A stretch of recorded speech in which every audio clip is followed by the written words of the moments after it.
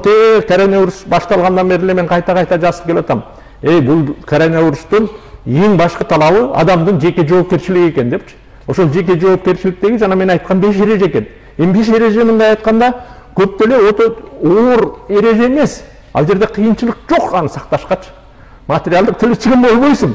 Анда алыстан туруп башы кешип койсоң, же болбосо мынтип маска кийип жүрсөң, же болбосо расстояние сактасаң, колду таза жууп турсаң, эмне ушул кыйынбы?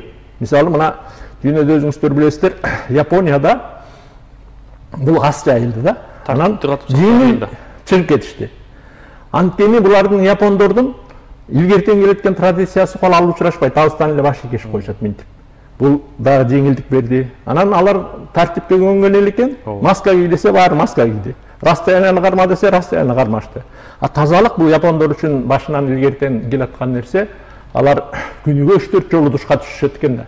Ошондон аларда оңой ушунчалык баягы эл топтолгон массалык жерлеринде дагы оору көп жайылбай, оңой мындай бүгүнкү күндө да аз болуп атат да. Эми ошондой болуп биз деле алыстан учурашып койсок, мындай башы кешип койсок болот эле. Жок, азыркы күнгө чейин эле кучакташып барып өйшүү ийгендер, сөзсүз түрдө кол алышуу ийгендерден кутула албай атабыз да. Ушуну кол алышпай эле коелучу десең, кээ бир тааныштарыбыз таарынат. Ошо сага эле жууп калчудан бетер тим эле кол алышып койсоң эмне болот эле дешти. Ошуну үйрөнүшүбүз керек да. Жеке жоопкерчиликти көтөрүшүбүз керек биз.